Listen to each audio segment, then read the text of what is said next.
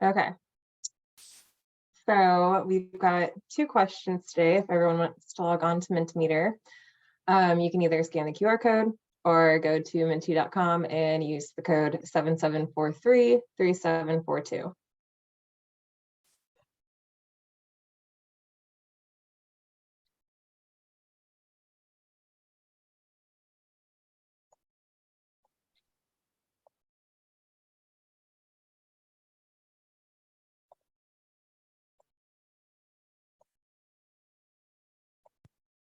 Okay. Give everyone a couple moments. If you want to hit the heart button and I know who's logged on, that helps too.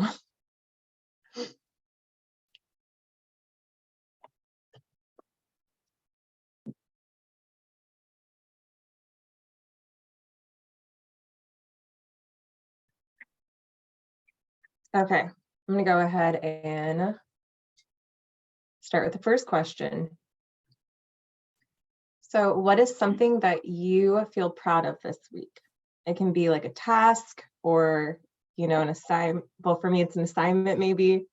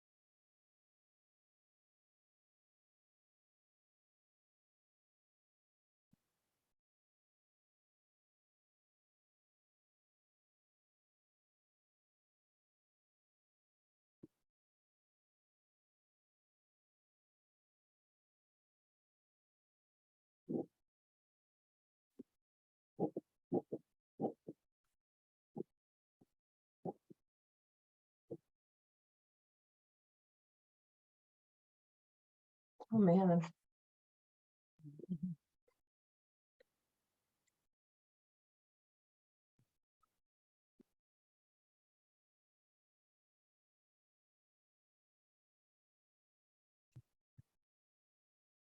These are all great. I actually can't think of one for myself. So I'm going to move on, but I love that a lot of these were around exercise. That's awesome.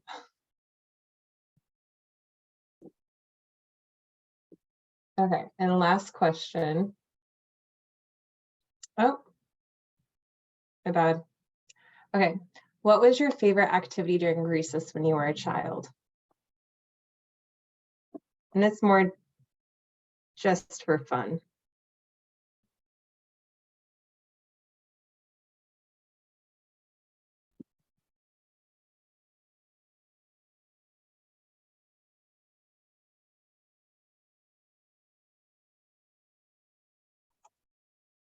Uneven bars, swings, Red Rover.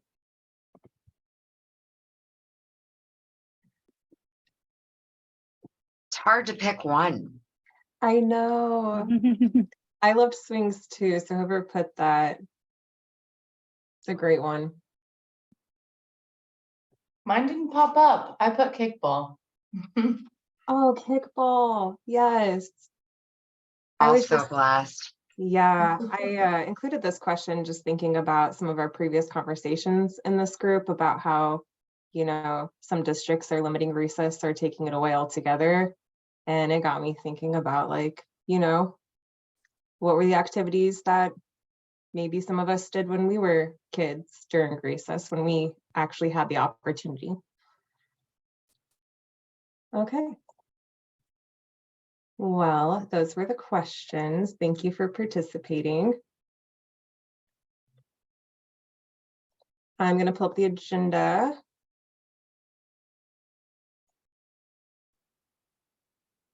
Okay. So I know that Robin's going to be late. Do we want to go ahead and proceed, Shelley?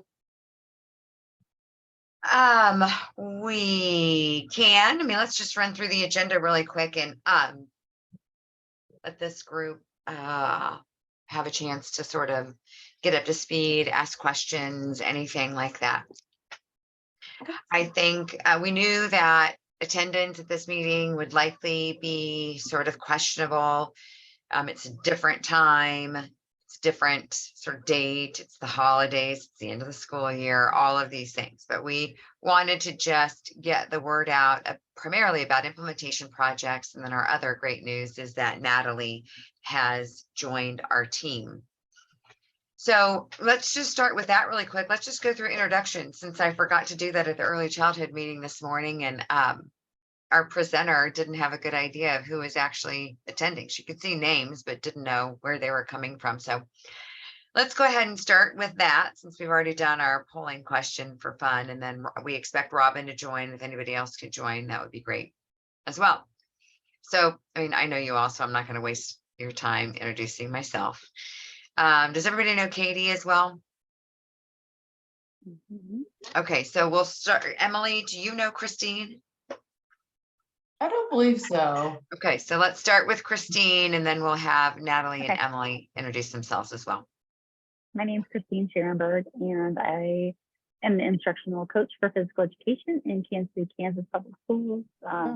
I work with K through 12 PE teachers in just across the district. So I go into every building and support them and observe and debrief and help with Great. curriculum.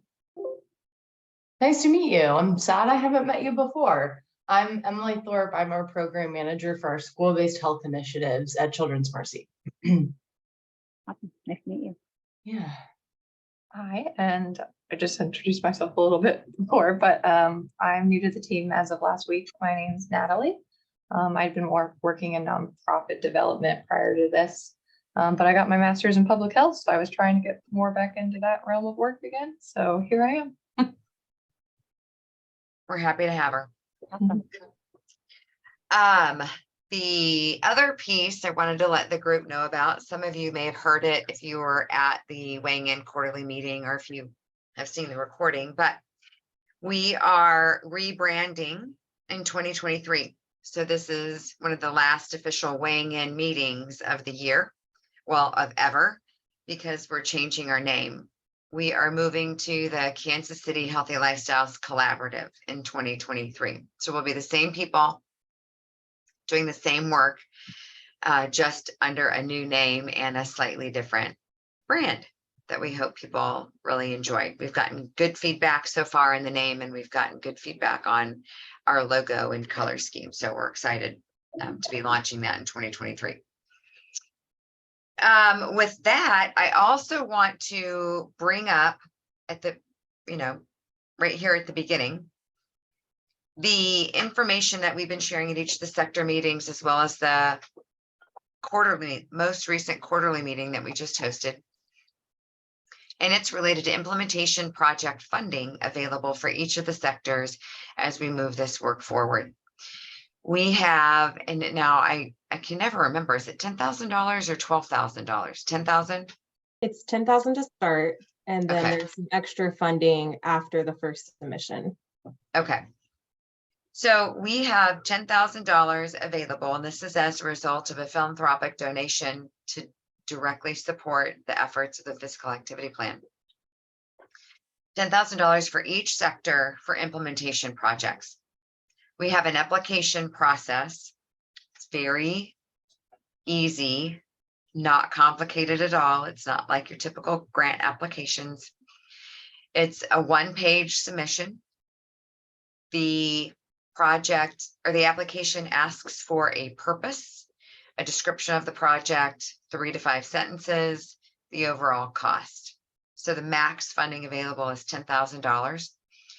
The application can be for a small portion of that. It can be for the full amount. The application asks for strategy alignment. So once you give the description, which strategy of the school sector is this project supporting, or which one does it align with? And how does it, let's see, what do I want to say? Level, Katie, is it impacting? So is it individual behavior change? Is it policy? Is it organizational? Is it community? And is it a cross-sector project? So for example, with a project like Safe Routes to School, that's schools, and it would be infrastructure / built environment.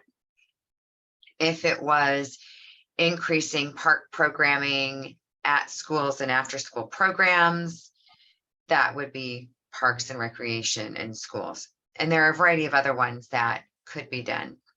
In terms of implementation projects, this group has talked about in the past, they include advocacy and professional development. The implementation project doesn't necessarily have to follow that path. If there's something else that funding could support right now, like a great project that's already going on and we want to expand it or continue it for whatever reason, that can be done also. But cross-sector applications will be elevated just a little bit. And the last thing included on the application is really what are the results, or what do you hope to do after the project is over? Where do you go from here? Again, we're just looking for 3 to 4 sentences.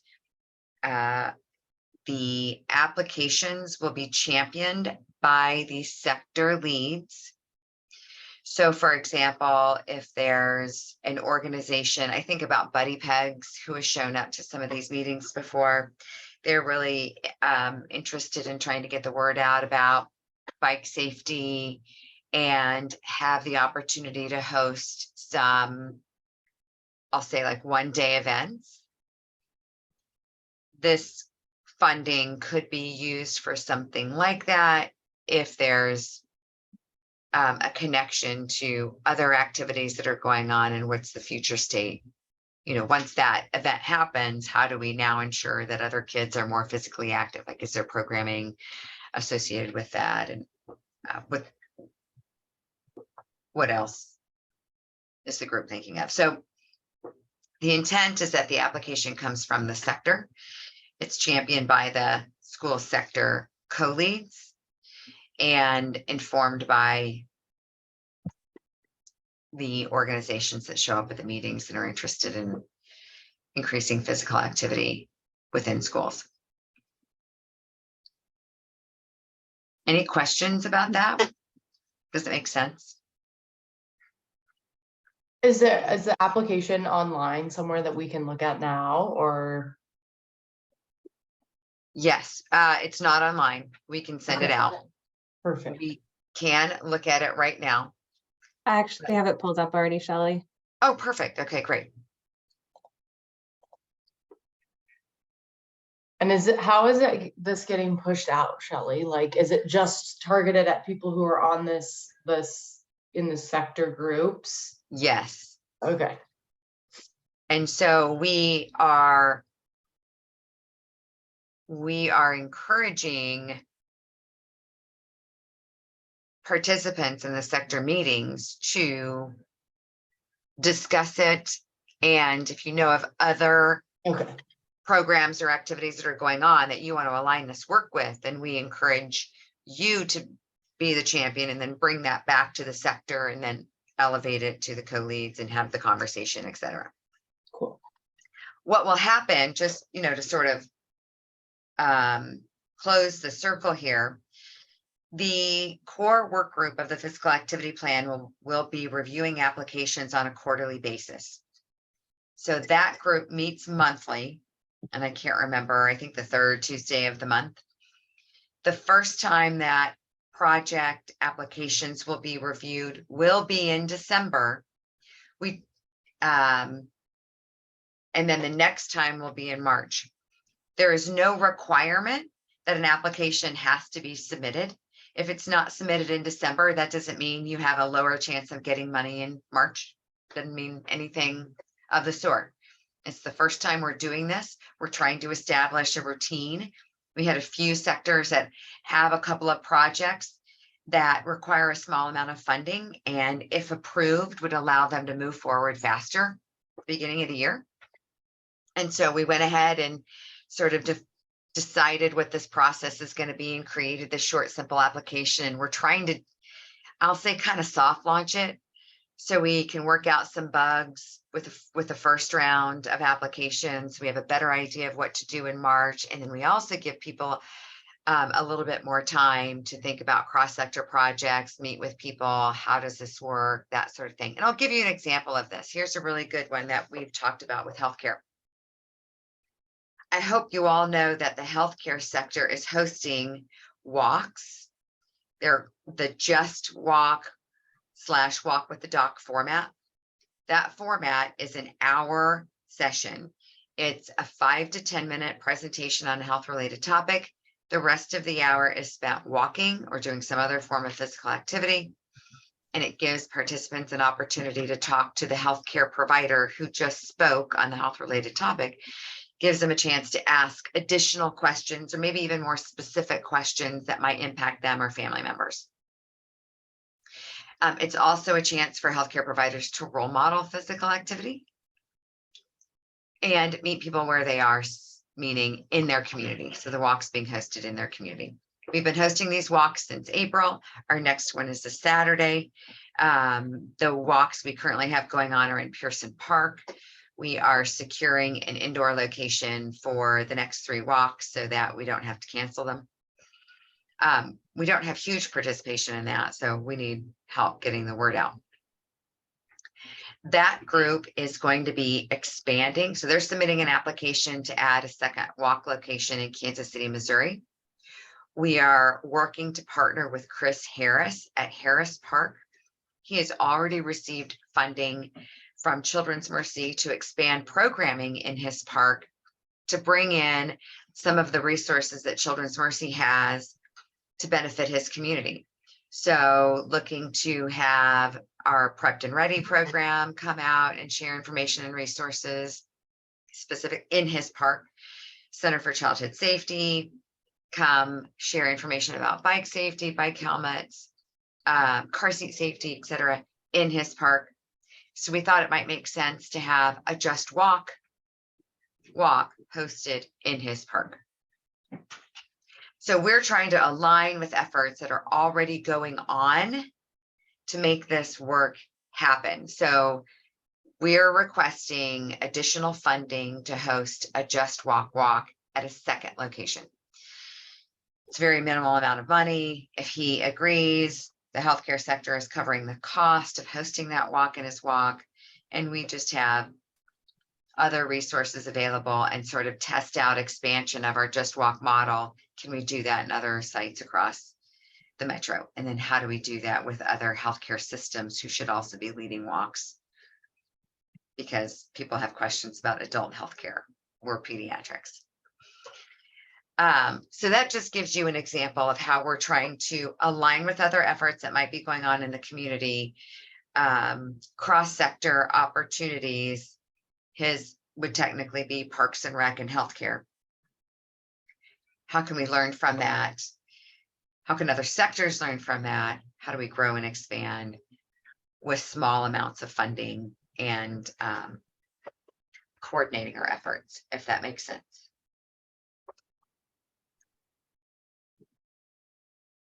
I'm glad to hear that's like it sounds like a priority is how we can like coordinate all of these different community pieces that Children's Mercy has going on and just like build on it instead of starting something totally fresh and different. I appreciate that. Exactly. And that's our hope, that we begin aligning efforts more successfully. Yeah. And really working with those people that are in settings that have more knowledge than we do. That's why we really value Christine being a co-lead of this sector, because she's one of the few people that has been able to participate or tracks on our efforts that knows exactly what's going on in schools. Mm-hmm.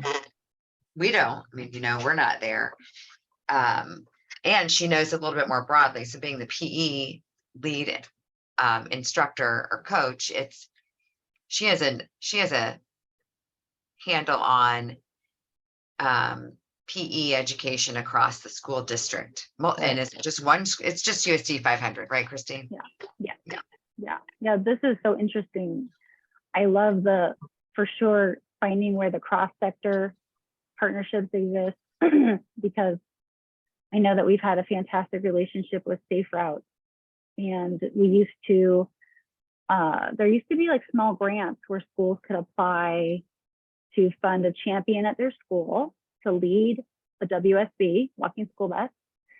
And it was just like this little process, and I don't know if the whole year was $500, and some of that they used for their kickoff, and then some of it paid the champion. I just don't know how it all works, but that was a fantastic partnership that existed probably 2011, and maybe it was just a short-term grant.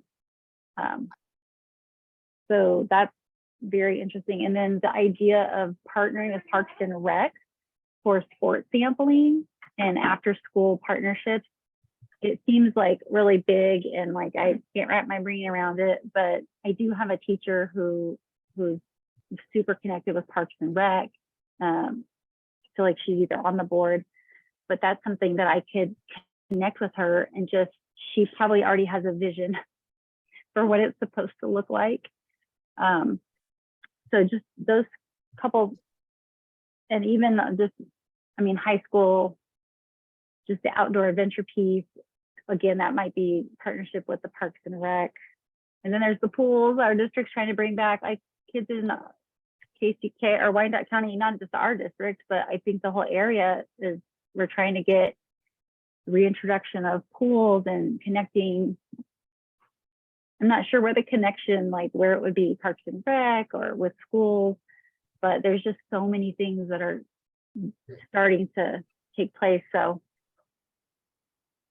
And Christine, that also connects to the sports sector. So the sports sector has yes. one of their strategies, sport sampling Yes. and physical literacy. So those both align nicely with schools. Yep. And PE instruction or after school programming. I mean, it fits nicely in both of those. As I think you've heard us talk about before, the Move More, Get More program that was implemented in Kansas City in KCPS, so Kansas City, Missouri Public Schools, had some, I mean, one of the challenges with that program was that it started right when COVID hit and people were at home. So it didn't actually get fully implemented in the way it was intended. So the lessons learned aren't as probably robust as intended related to the sport sampling, but there was still great learning, and I don't know, multiple papers. Katie can speak more to this because she was directly involved with it. But another opportunity to do cross-sector projects.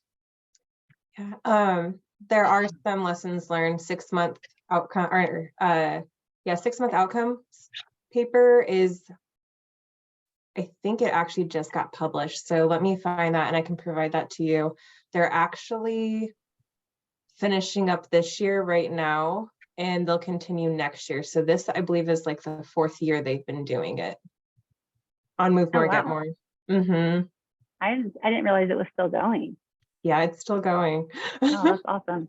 Yeah, they're actually looking to expand it for next year, and they're looking at, just from what I know, assessing cortisone levels through saliva sampling later. Yeah, Wow. It's going to be a huge process, but they want to see if there is any difference within like stress response with the kids. So they're adding a different component next year. That's awesome. Shelley, maybe Margot brought this up, but from our Catalyst grants, we had some applicants that we didn't say yes to, but I'm thinking maybe we should go back through and send this to them as an opportunity, because some of them, I mean, I remember one was around, you know, like an autism friendly playground. It wasn't necessarily like, because for our grant that we did, it had to be like a new idea, and it was like they were wanting to improve a playground structure that they already had. Would that be something that would, I wonder if we should go back through those and send this application to that, like folks that. Well, I definitely think we should try to get them involved in our efforts. So for example, in the sport sector, we're really trying to keep an eye on opportunities, both from a sport perspective in Parks and Rec and infrastructure to ensure that kids or adults of all abilities have the ability to engage in both sport, but physical activity broadly. So it doesn't have to mean, you can run on your own. And while it's a sport, you're not participating in a sport unless you're doing track or, 5Ks or competitive running. But keeping an eye on that is really important. We want kids who might have physical or mental disabilities or challenges to be able to feel like they can participate as well. And there's a place for them, whether it's in programming Yes. for kids, whether it's just at the playground, whether it's somewhere in your park setting or something else. We want to keep an eye on that. And we've specifically been targeting organizations that do that. And what is the name of the group that we've invited that has started to show up? Katie, do you know off the top of your head? Geez, I wish I didn't have. We're not talking about the whole Whole person. person, we What is are the- Oh, yeah, okay. bringing in the whole person. So in the Park and Recreation, Johnson County Parks and Recreation, they are actively working to bring, well, not to bring, but to start an adaptive triathlon as one of their offerings. They don't have, I shouldn't say they don't have the ability to do that by 2023. Yeah. There's, for those of you who don't know, a true adaptive triathlon requires specialized equipment, specialized volunteers, specialized planning, training, medical support, blah, blah. Closed locations. You can't just host it at Shawnee Mission Park and their open water swim. You've got to do it in a pool and all of these things. So we need a lot of planning and people who have that experience to be able to inform that. In the meantime, what they're trying to do, JCPRD hosts a kids try. They're trying to market that more to kids of differing abilities so that more are aware that there are resources and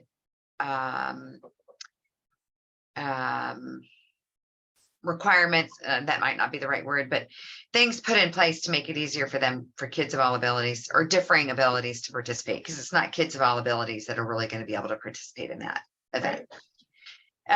So there is interest in that. Casey Mo hasn't, I think they've taken a slightly different approach right now. They are trying to increase inclusiveness in their park playgrounds as they're updating or redoing them. I think Mahomes playground, they did a lot of revamping, and it's more of an inclusive playground. There are a couple of others in the city that are trying to do that. So Yeah, I think that all makes sense. Sorry, I didn't mean to interrupt you. No, I'll wait. I guess I'm just wondering, and I want to make sure that it's like okay, that I'm gonna go through our past Catalyst grant applications, and I will forward this application to those that it would really apply. Like that was my first idea. Like, oh, we didn't approve of it because it wasn't a new idea, and that was like our criteria. But I think for this, they would. I mean, this would be a great avenue for them to explore. yeah, they just need to know that they need to join the sector meetings, and Okay, they then have to join the meetings. yep, the sector lead is going to be their champion. Okay. And so that while they could submit anything and they can just send it to us in some way, the sector leads are the ones who are really going to move the work forward. So if the sector lead isn't aware of them or what they're doing or their efforts, then it's probably not going to rise to the top, if that makes sense. Okay. So, If they wanted to meet Oh, with us, okay. we can certainly do that. So the sector leads are, sorry, maybe sorry, I think I was confused. So the sector leads are they're thinking of ideas and going out and like advertising to their contacts basically for this application process. Well, they are, but that is like, so the idea that you're bringing is certainly one that could move forward. So for example, the good news is we're already connected to Chris Harris. So as you know, he got one of the, Catalyst grant. Yeah. yes, thank you, the Catalyst grants. So we're not aware of the other ones who might have applied for Catalyst grants but weren't funded. So one of two things could happen. You could send their contact information to us. We can reach out to them to say, hey, we have this opportunity, or we think what you're doing is great and we want you to be involved in our sector work. Okay.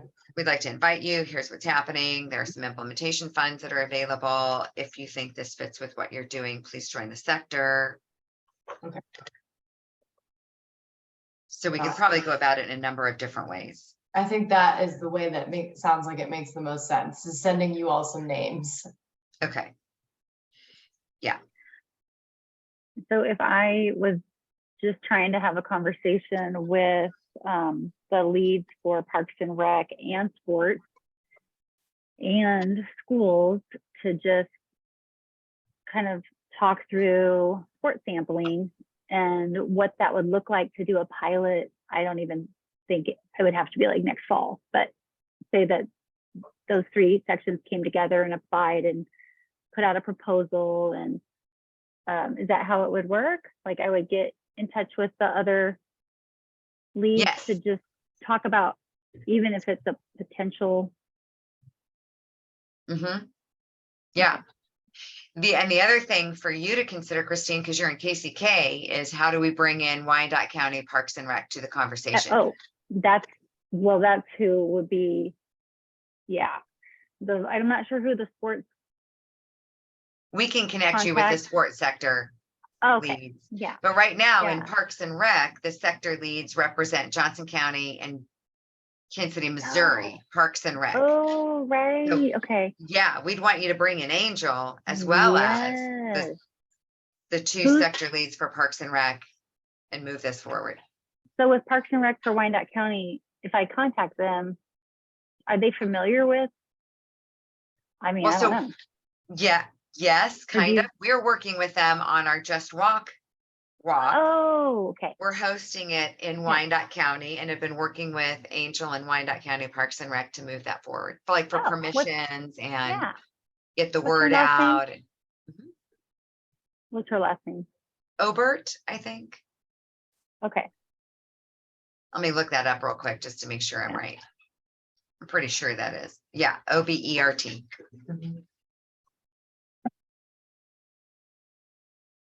So if I included her, and which we need I guess you can get me the contact names for the leads for Parks and Rec and.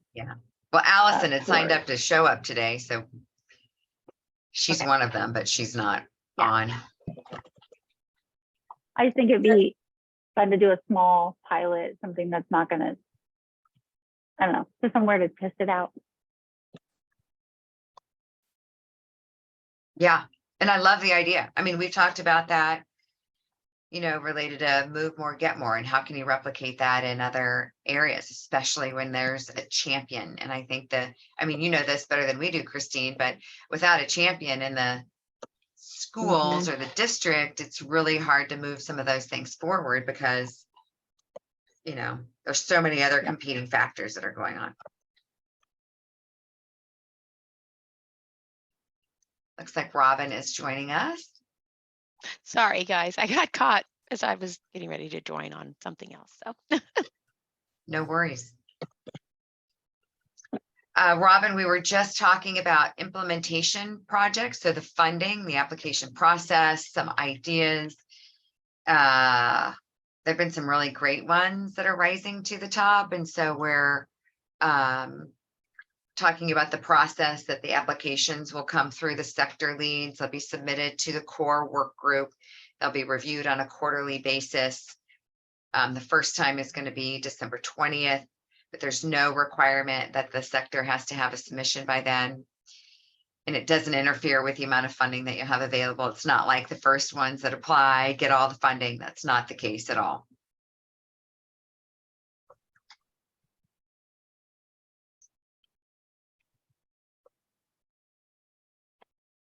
did we think there was something we could think of applying for soon enough by that time? Or I don't know on the conversation that you had, or would it be more of all of us come back with ideas? Just I'll catch Right. up on the recording. The first part, I promise. Right now, it sounds like there are some good ideas, but we need to have some additional conversations in Okay. order to actually figure out what would be the purpose, the cost, which level are we addressing? So is it individual behavior? Is it policy? Is it something else? And which other sectors might be involved? Which strategy from the school sector does it align with? So it sounds like so far we need a little bit of additional legwork Okay. before submitting. And the submission deadline for December review is Tuesday. Oh, yeah. Yeah. So no, we're not going to do that fast. Probably I would not. guess. Yeah. And again, that's okay. This is not to rush people through. It's to get people started thinking so that there's submissions prior to the next review, which will be in March. And here's the other thing that sorry, Katie, I'll let you That's come okay. in just a second. But we want to make sure that as the different sectors meet and they're talking about ideas, that we start making these connections across sectors. So just like you mentioned already, Christine, great. Now we're going to connect you to these other sectors as they start meeting. So as they begin thinking about implementation projects, does this align with the other things they've been talking about? And how would you decide where the funding comes from? So for example, in a cross-sector application, if in fact it was schools, parks and rec, and sport, okay, so how much are you asking from each of those sectors' pots, if that makes sense, Yeah. for the application? So I was just going to pardon me. I was just going to mention some of the ideas from the October meeting too, which was, I know Shelley already mentioned funding a project that's already going on. There was a lot of talk about professional development, and early childhood and healthcare are both interested in that as well. And so looking into maybe hosting a, I don't know, like, I'm not going to say a seminar or something, but along those lines that would apply for all three of those sectors, and having a recording up for a while, and how can we make it align for like credits for individuals in healthcare, such as nurses, our early childhood sector, or PE teachers. And then there was also advocating for safety by maybe perhaps expanding safe routes to school programs, or doing like walking bus programs. That was one of the ideas. And the last one was creating a kind of platform similar to Go Noodle that could provide brain break ideas. So those were just from the October meeting. And we also did do a poll based off the school's implementation groups on which kind of project we would maybe like to focus on that aligns with our implementation groups and strategies, which we only voted on 2, which was professional development advocacy. And this is just, additional information to think about. The 83.3% thought professional development should be a priority, whereas 16.7% had voted for advocacy.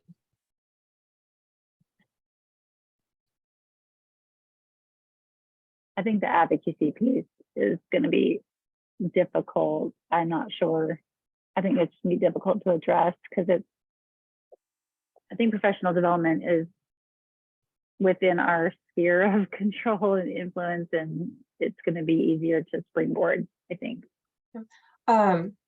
Christine, when public health gets up and running, I'd love for you to meet with Joey. So he is on the American Public Health Association physical activity sector of that group. But I know that last year they wrote a policy application of some sorts for advocating for increasing physical activity in school settings during school days. And so he might be somebody to talk to, especially when we start to get our advocacy implementation group up and running. That'd be fantastic. Yeah. There's so many changes right now that even the professional development has lots of,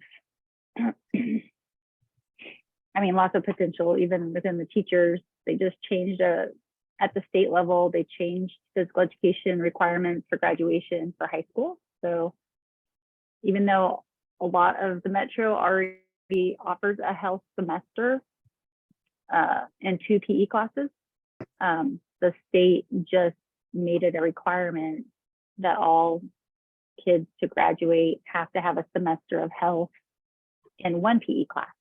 So the positive is that now all of our kids in KCK will have a real semester of health.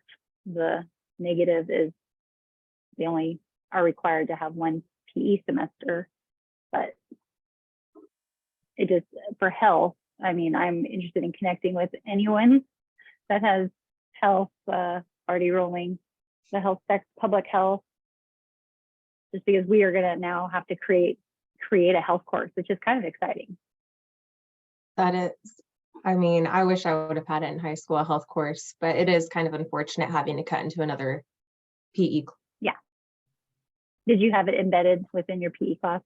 We did. So it wasn't like a full semester. I never had a real health course until college. Yeah. Yep. And is there an opportunity to do that, Christine? Have a full year of PE/health? It's the same, so you don't, so you could do PE and you could do physical activity and health each week, so that you're not, and then you're getting physical activity for an entire school year versus that only a would semester. be a fantastic thing to propose. I think in the past it was designed to have PE 1 and PE 2. It was all year long, and health was embedded all year long, so they traded off. The problem that big schools are encountering is they don't have enough spaces and teachers to have an appropriate ratio for the health piece. So the class sizes for 9th graders were out of control. And I think they took it off of the year long and they put it into 1, but then counselors didn't understand that the purpose of that was to say, you could do this during 9th grade, you could do this first semester or second semester. But I hope maybe we can propose that, knock it out in 1 year, but then it kind of forces you to keep the kids. I don't know, because they're saying, well, we want kids to have choice about their PE class. And so if one kid wants team sports and another wants weight training because they're an athlete, but they tend to keep them together from one, from the PE class to the health class. So, but I'm going to write that down because we're really, teachers are like, and the numbers don't transfer from the classroom. It's about 20, 25 kids versus them putting 45 to 50 in a PE class.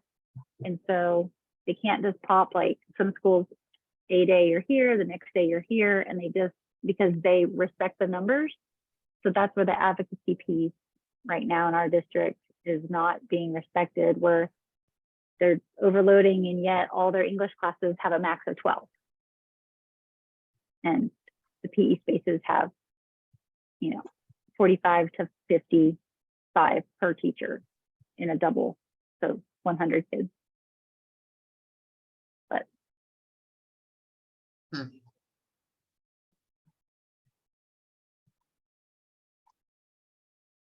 So then you can't even really do good physical activity if that many kids are in a space either. So it's right, both. Exactly. No, principals are coming in going, why are there 3 teachers in the gym right now? And I am looking at them saying, because you scheduled all 3 classes to be in the gym. That's why you have 120 kids in here.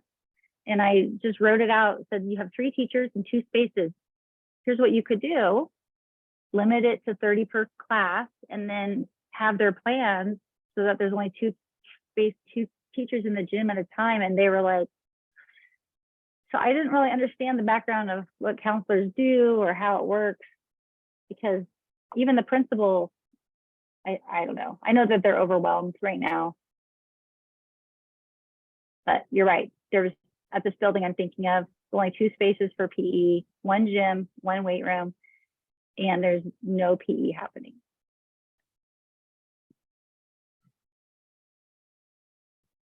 Maybe that's a professional development, how to plan a schedule. I don't know how to plan schedules, and I've seen my husband bring home like a sheet and they're like trying to match things up, but that's a whole different ballgame. But that is things to think about too, as we look at professional development too, or if we run into research that has, I know from our meeting in September too. So we know there's some good resources out there. It's just figuring out how to use them and get them into the hands of those who could use them, that we would encourage to use them, maybe is the right word to say. So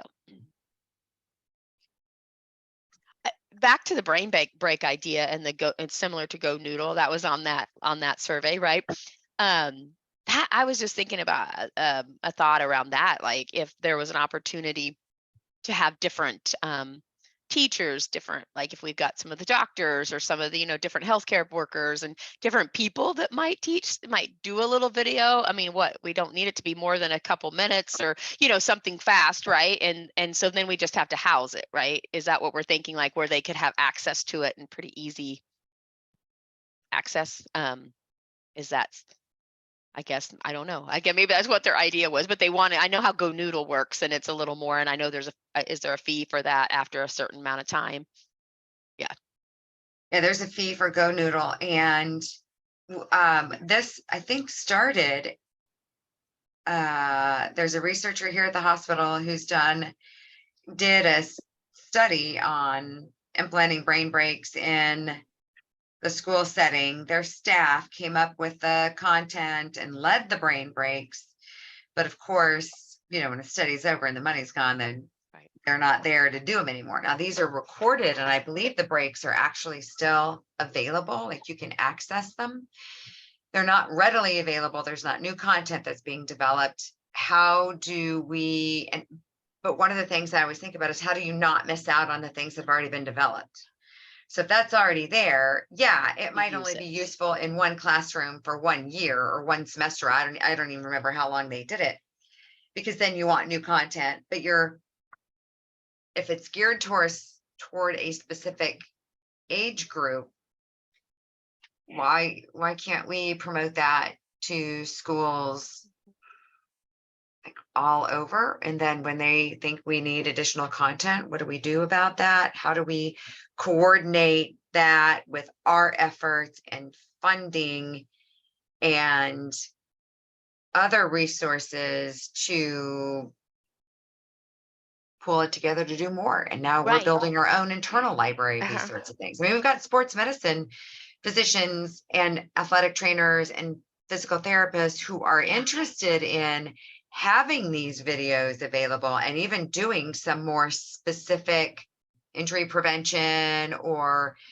short bouts of training kind of a thing that aren't necessarily the model that many teachers think about, but they can be just as effective. If it's a few-minute video, I just think there's ways to connect it. So we had Mallory Moon, one of the research assistants, came and presented on the work they did related to this project. And then, so we've kind of had that in the back of our mind. And I know, Robin, you and I have talked about this a number of times. How do we move that forward? What's available? And Christine, what do teachers want or need? Right. And then the question is thinking about if we are able to apply for some funding, could there be a way to entice, that's maybe not the right word, but if we're thinking, we know a lot of the PE teachers in the city also have these resources of, I know a few that have given these in their classroom and like out to teachers, like use this or do this. Mm-hmm. Would there be a way to give them a stipend to create a few videos, and maybe they're able to do it in their gym with some kiddos? Just some different things where we could, if that would help add to that. And then we use some of the therapists to do some of those different type of videos that maybe even then the PE teachers could use as a warm up or in a different way. So if they're a little more strength building or than the few minutes just a thought outside the, we'd have to be able to get a film crew, I suppose, or, because you're going to want it to look good. I mean, I don't mean that it wouldn't look good, but maybe they have iPads. There's so many things people are able to do if you look all over TikTok and everything. So and maybe there's an intern that could help us an intern or a student that might be interested in working on something. I don't know. That's an idea of a way to get a more opportunity to get maybe build a bigger library, along with maybe what we can get from Mallory's group that did that, and then working with the physicians and the therapists, and then we have so it's a kind of a different catalog of different options. I don't know. Yeah, and I think honestly, they just recorded it through Zoom. Or Okay, I'm saying so it Zoom. would be It's a there's ways to generic do online platform where it's exactly. video, and they're just recording. Okay. And maybe it's we throw out something to, hey, teachers, we'd love for you to submit ideas. And if yours is selected, then you get, then it's an opportunity, and maybe it's not actual money, maybe it's something else. I don't know. Just thinking if we have some budget to figure out something like that. And with early childhood, is there something that we could collaborate with them for those in-home providers or providers or different groups that they're working with too, to maybe have something a little, for the younger group. I know they have a tendency maybe to get up more on their own because they're not having to be seated, but in preschool and some of those, maybe there's some things that could be fun. I don't know. Now that's how PE Central, that's how their website works for PE teachers. They submit an idea, and if your idea gets selected, I forget, I haven't looked recently, but it used to be they'd either give you an equipment gift card to Gopher or US Sports for $25, or I don't know what it was. But during COVID, we were all making these short clips just with YouTube. And there was all kinds of amazing stuff that got created. And even high school, like the ones you were talking about with the sports medicine doctors, or I'm always encouraging the high school teachers to have the projector, have it ready, and engage your students, to put in a little segment that's a 3-minute clip to get them back on track, re-engaged, so that you're not the one talking the whole time. And so I think a platform where you can go in and pick your age level and your content. It could be, a lot of these schools have yoga mats for the classroom. It could be someone doing a yoga, just the sun salutation routine. So even deep breathing. just Sorry. really quick, because I know we are short on time. I would love to stay on because this is great, and I love the enthusiasm going on right now. But something that part of Move More Get More we did over the summer of COVID is that we engaged with community just coaches and provided free just physical activity sessions for the community. What they're doing this year, they're re-engaging with them. And Robin, you had mentioned people doing videos. Well, they're already working with a bunch of coaches. They've done videos in the past for our students. I can see about those. And I say our students, Move More Get More students, but they're re-engaging with those community coaches, and they might be an opportunity to work with, again, it's a connection with Move More Get More, but they're increasing their coaches. So there's Nikki Fit, there's Yoga on the Vine, there's Coach Mo, there's a couple other ones as well, but those are the 3 that come to my mind. So Christine, you mentioned yoga. Well, they already work with, I forget her name, but the woman that does Yoga on the Vine. And so that might be an opportunity to kind of get some of these professionals to do some videos. Yeah. So then the library is just a larger library they could find. So then it goes back to, is the funding used to help with a URL where things are housed, or is there a way off of weighing ins and there where it can link over to a page or something? I don't know. Just throwing that out there. I know it's 4:30 now, so just throw it on that. We're exploring that, how we Yeah. can house resources on the Kansas City Physical Activity Plan website and how to organize them in a way that makes sense. And so we've also got the Fitastic website that Yes, might be yes. a good place for resources to be housed, especially in this. And you lead them to go there to get things, and then there's other resources too that some, oh, we didn't know there was this or there's that, and kind of connects them to that whole larger goal of, Fit-tastic too, Exactly. maybe. And the Kansas City Physical Activity Plan does have a YouTube channel as Yes. well. Okay. Oh, it has a YouTube. Okay. That's just another option. So you have to remind us of all these things of where everything's at. See? That's okay. Before we do get off, I went to something that was on the agenda just because we've been having a conflict with, times and days, was going back to picking a day. We did that survey and that's on the October meeting, and that's why today it's on a Thursday at 3:30. And I just want to make sure that this works for everybody moving forward. So 100% respondents wanted later afternoon. And then a majority had voted Tuesdays, followed by Friday, and then Thursday. So do we want to send out another survey or just decide now? Because if we do it like we have been, so this one was pretty soon just for the fact that it's the holidays.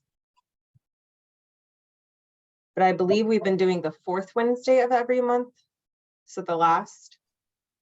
And if we stuck to the fourth Tuesday or Thursday would probably be the better days at 3:30.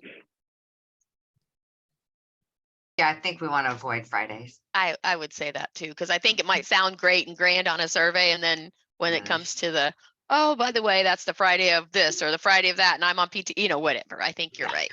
Not at 3:30 anyway, maybe 10:30 in the morning, but yeah. And As you the spring know, comes. Yeah. it could be 3 o'clock as well, just sometime later in the afternoon. Well, we could always put 3 o'clock.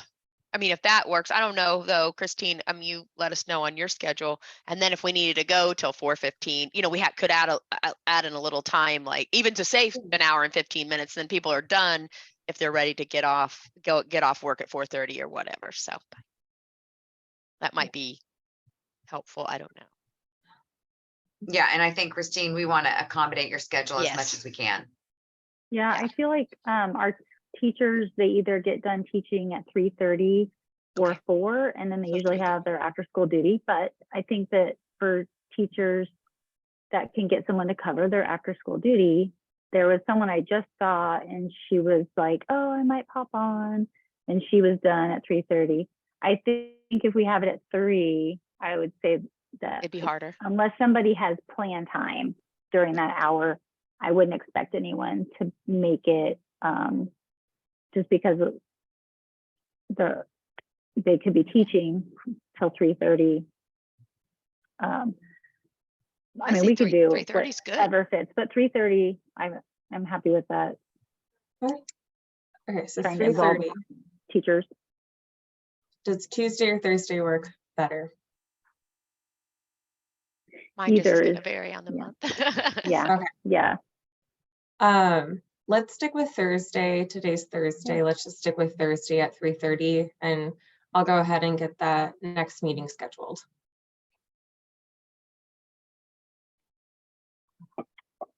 Okay.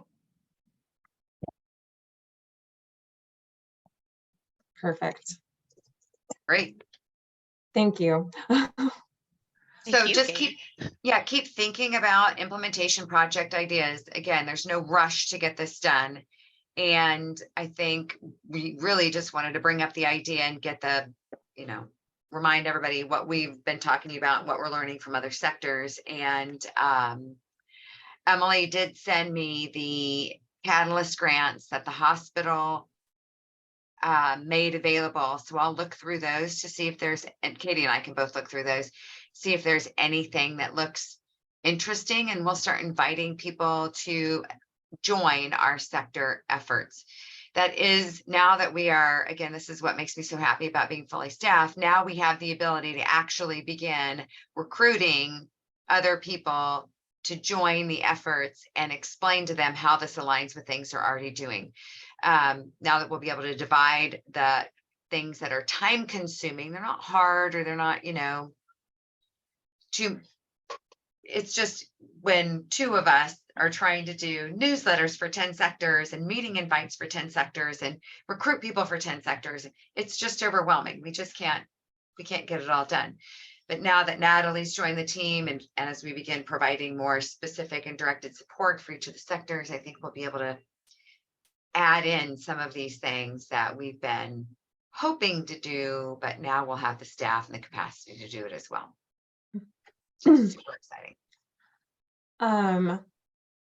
I'm excited. But also, before we leave next meeting January, I had one more note.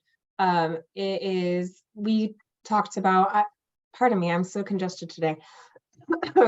Creating a committee for bike to school days. So keep that in mind. And then we can also go over implementation groups because we had people sign up. So maybe we can get those started so we can start focusing on those things that, you know, professional development, advocacy, and we can get our groups together. And it's not out of the realm of possibility to set up implementation project specific groups just to even start the conversation for how does this work. So it doesn't have to be professional development broadly, doesn't have to be advocacy broadly. It can be, okay, we're doing bike to school month and we're going to start now because we're going to connect to resources and we're going to tie this into whatever else that has funding tied to it. It can be Christine setting a group up to meet to talk about parks and, you know, bring in Parks and Rec, schools and sport. How does this sport sampling idea work? And we could even bring in the researcher from Move More, Get More to talk about how it might work in Kansas City, Kansas. So we can have these other little groups meeting on what's the right term?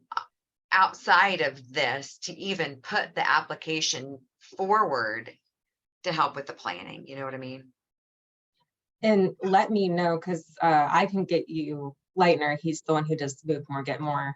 And Absolutely. set up something with him. And then Parks is actually meeting next week, and they're going to be discussing their applications and if they've gotten anything in.